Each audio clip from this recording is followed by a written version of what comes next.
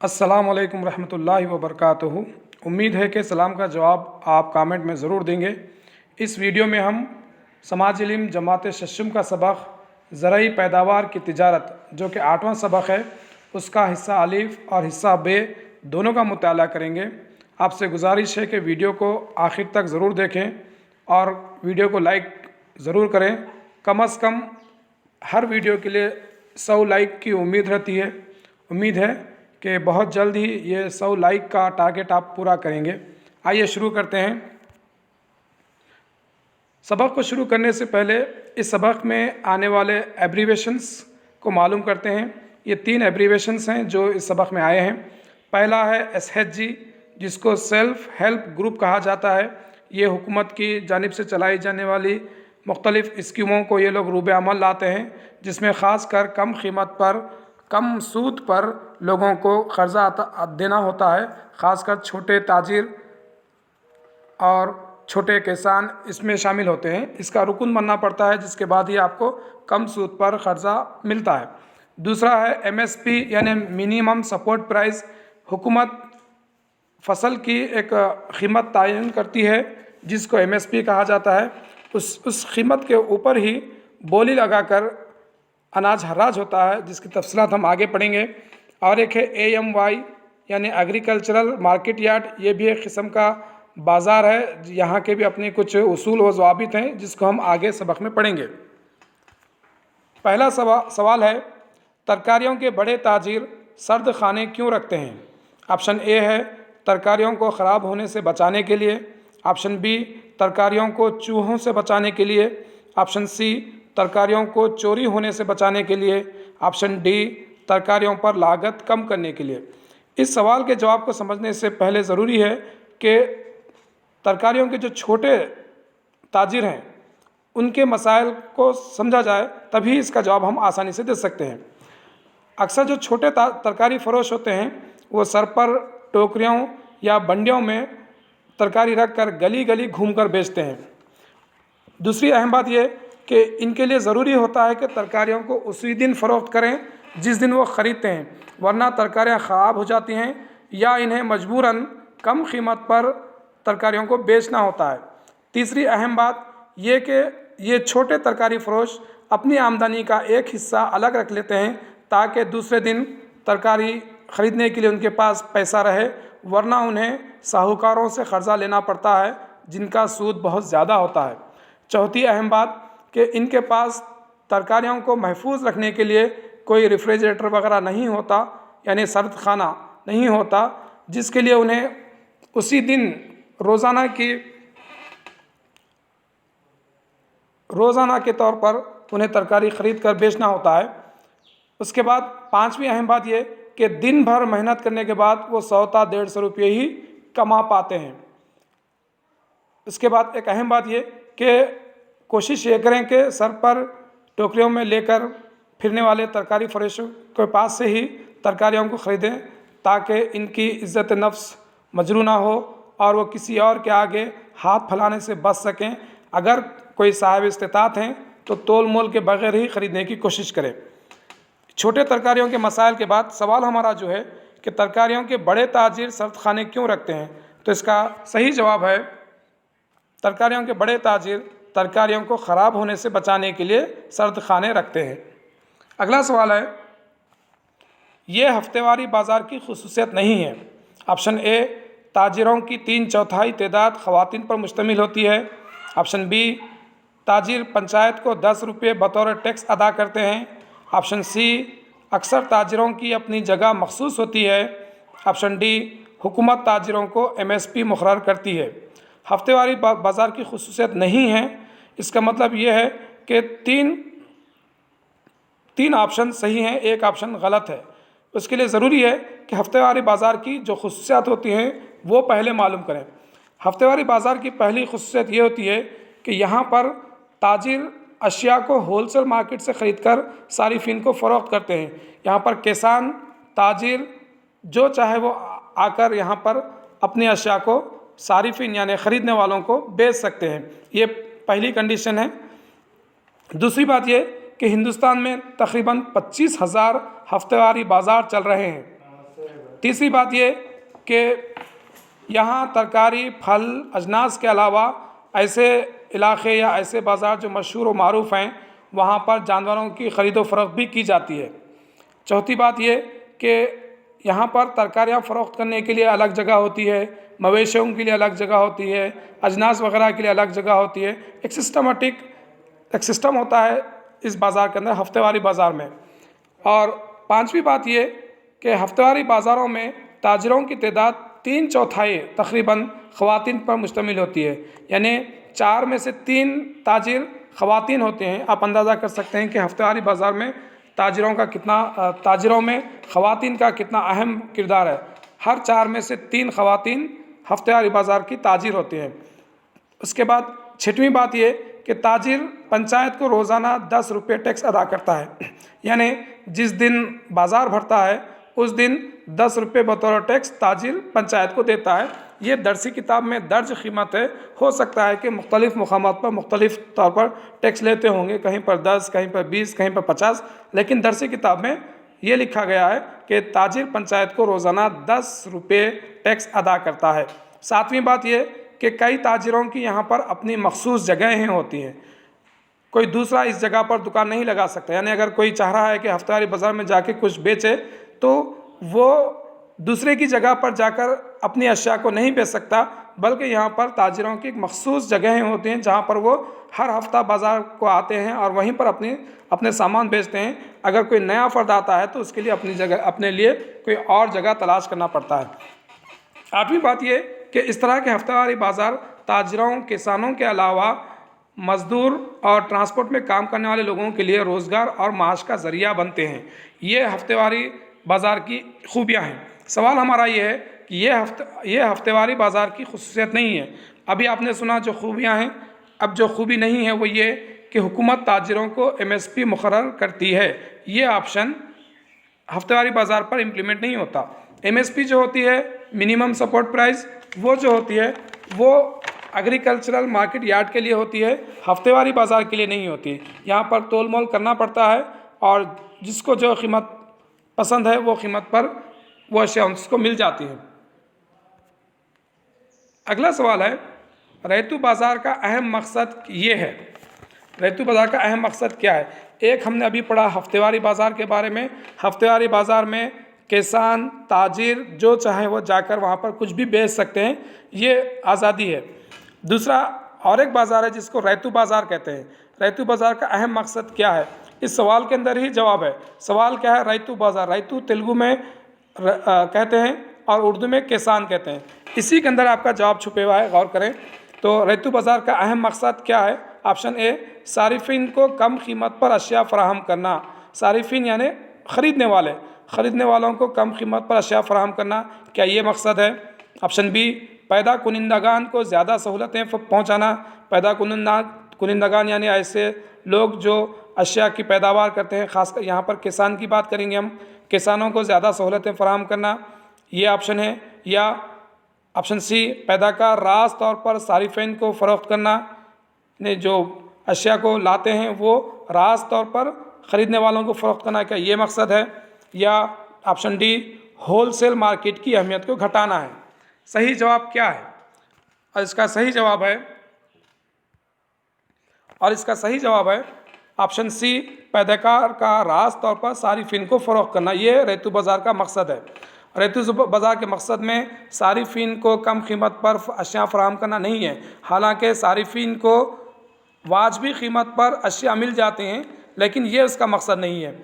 पैदा कुनिंदगान को ज़्यादा सहूलतें फराहम करना ये भी नहीं है, बल्कि किसान अपनी पैदावार को लाकर रास तौर पर डायरेक्ट सारिफिन को फराहम करता है। यहाँ पर बीच में कोई होलसेलर या कोई और बीच में कमीशन एजेंट वगैरह नहीं होता, बल्कि किसान अपनी अशिया को लाकर सीधे से सीधे सारिफिन को फ़रोख्त करता है। ये इस बाज़ार की अहम खूबी है। अगला सवाल है, ये रैतू बाज़ार की खुसूसियत नहीं है। ये रैतू बाज़ार की खुसूसियत नहीं है। ऑप्शन ए, सिर्फ शनाख्ती कार्ड वाले ही अपनी पैदावार फ़रोख्त कर सकते हैं। ऑप्शन बी, पहले आओ और पहले पाओ की बुनियाद पर किसानों को जगह मुख्तस की जाती है।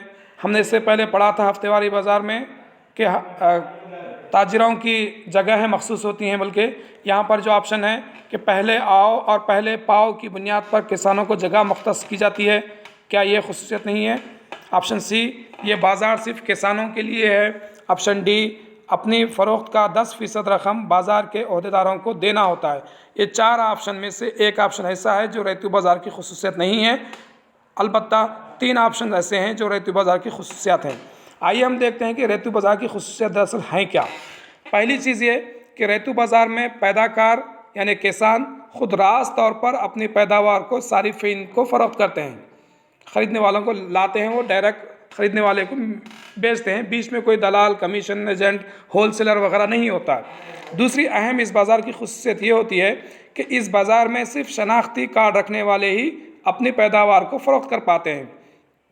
तीसरी बात यह कि इस बाज़ार में दुकानें पहले आओ पहले पाओ की बुनियाद पर रोज़ाना किसानों को दी जाते हैं। यहाँ पर कोई जगह वगैरह मुख्तस नहीं होती जैसा कि हफ्तेवारी बाज़ार में होता है, यहाँ पर जो पहले आया उसको दुकान दे दी जाती है।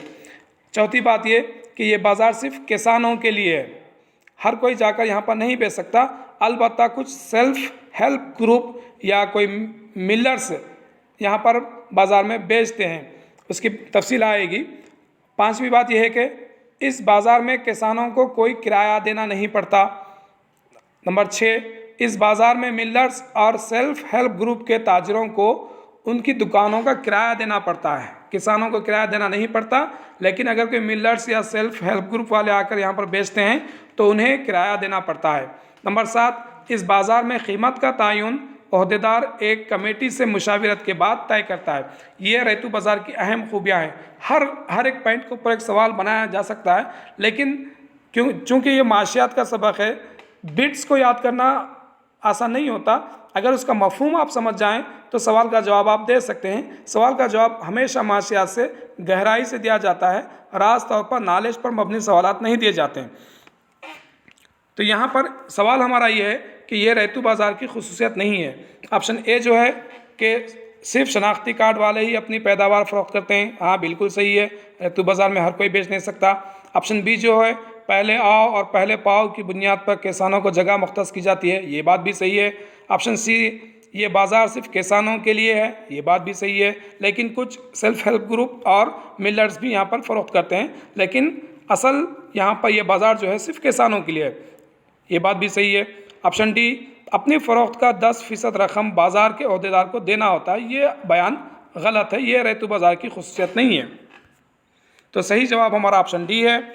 अगला सवाल देखते हैं। अगले सवाल से पहले उम्मीद है कि आपने वीडियो को लाइक किया होगा, अगर लाइक नहीं किया है तो बराए करम वीडियो को लाइक ज़रूर करें।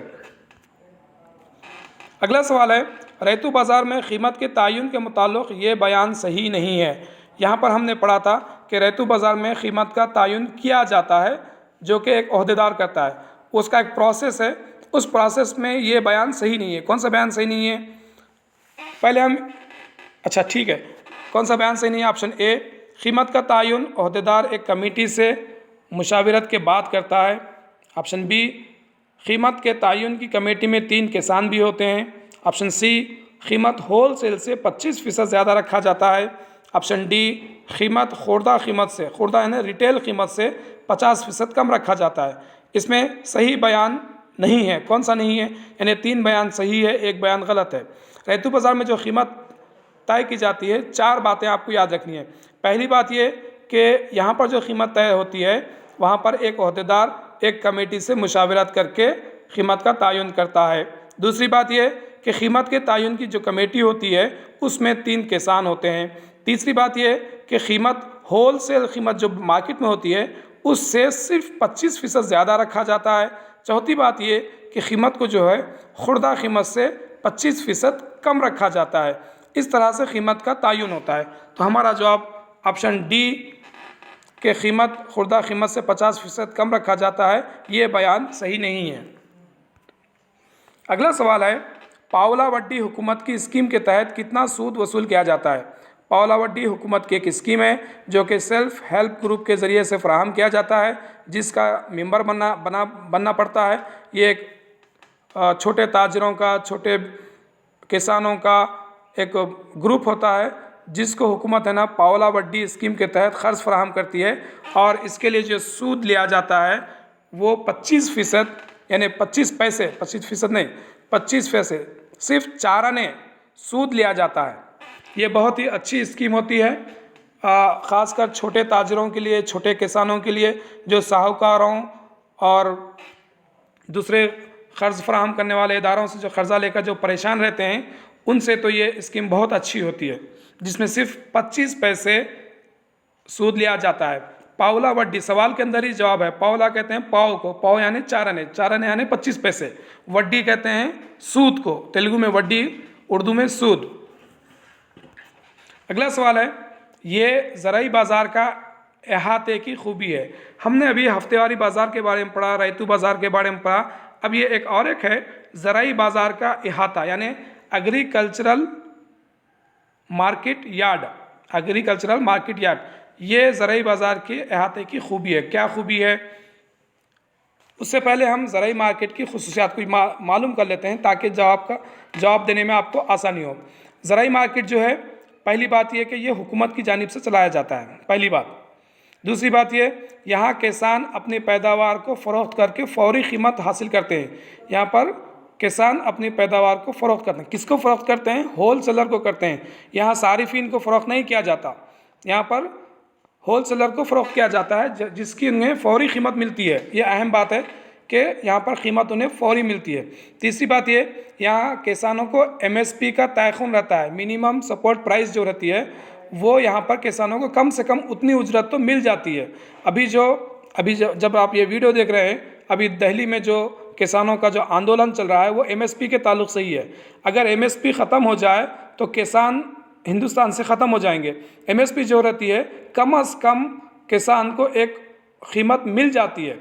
अगर कभी पैदावार कम हो या कम म्यारी हो, क्या पैदावार कुछ ज़्यादा हुई हो जाए, तब भी हुकूमत एक कीमत मुतय्यन करती है, वो कीमत तो कम से कम उनको मिल जाती है। अगर ये कीमत उनको ना मिले तो ये दलालों और कमीशन एजेंटों, होलसेलर, साहूकारों और बड़ी बड़ी कंपनियों के इस्तेसाल का ये शिकार हो जाएंगे किसान, और अपने ज़राअत का जो उनको हासिल होना है वो उनको कुछ भी हासिल नहीं होगा। इसलिए MSP ज़रूरी है। तो यहाँ पर ज़राई बाज़ार अहाते में किसानों को MSP का तयख़ुन रहता है। नंबर 4, तेलंगाना में तकरीबन 100 मार्केट यार्ड हैं। ये कम और ज़्यादा हो सकते हैं, दरसी किताब में सिर्फ 100 मार्केट यार्ड हैं। पाँचवीं बात ये कि अगर किसान को ज़्यादा कीमत ना मिले, तब फूड कॉरपोरेशन ऑफ इंडिया इसको MSP पर ख़रीद लेता है। फूड कॉरपोरेशन ऑफ इंडिया और दूसरे जो हुकूमत के इदारे हैं, वो जो है किसान से MSP कीमत पर ख़रीद लेते हैं। अगर कोई ज़्यादा बोली लगाने वाला नहीं मिला तो कम से कम हुकूमत है ना, ये MSP पर वो किसान से वो अशिया ख़रीद लेती हैं। नंबर 6 ये कि यहाँ पर ताजिर 1% लाइसेंस फ़ीस अदा करते हैं। नंबर 7, ताजिर किसानों को 100 रुपये पर 3.5 रुपये मिन्हा करके देते हैं, और बाद में ये एग्रीकल्चर मार्केट यार्ड में जमा कर देते हैं। तो ताजिरों के ज़िम्मे है 1% लाइसेंस फ़ीस देना, और किसानों से वो लोग आम तौर पर 3.5 रुपये मिन्हा करके देते हैं। ये कम ज़्यादा हो सकता है, बाज़ दफ़ा ये 10 रुपये भी हो जाता है। दरसी किताब में जो है वो आप उसको याद रख लें। नंबर 8, यहाँ पर पैदावार MSP कीमत से बोली के ज़रिए हराज की जाती है, यानी कोई मनमानी कीमत नहीं होती, बल्कि बोली लगाई जाती है। जिसको जो कीमत पसंद है वो उस कीमत पर ख़रीद सकता है। तो हमारा सवाल ये है कि ये ज़राई बाज़ार का अहाते की खूबी नहीं है, और इसका सही जवाब ये है कि अजनास, सवाल ये है कि ये ज़राई बाज़ार का अहाते की खूबी है, और इसका जवाब ये है कि अजनास का हर्राज MSP कीमत से शुरू किया जाता है। ये इस ज़राई बाज़ार की खूबी है। अगला सवाल है, ज़राई बाज़ार के अहाते से मुताल्लिक़ ये बयान गलत है। 4 ऑप्शन है, बयान गलत है मतलब 3 बयान सही हैं, 1 बयान गलत है। तो पहला देखते हैं, ज़राई बाज़ार में ताजिर 1% लाइसेंस फ़ीस अदा करता है, ये बात सही है। ऑप्शन बी, ज़राई बाज़ार अहाते में बोली के ज़रिए अनाज हराज किया जाता है, ये बात भी सही है। ऑप्शन सी, ज़राई बाज़ार अहाता ताजिरों की जानिब से चलाया जाता है, ये बात गलत है। ज़राई बाज़ार अहाता जो है हुकूमत की जानिब से चलाया जाता है। ऑप्शन डी, ज़राई बाज़ार अहाते में ताजिर हर 100 रुपये पर 3.5 रुपये बतौर अखराजात मिन्हा करता है, ये बात भी सही है। तो इस सवाल का जवाब ये हुआ कि ज़राई बाज़ार अहाता ताजरों की जानिब से चलाया जाता है, ये बयान गलत है।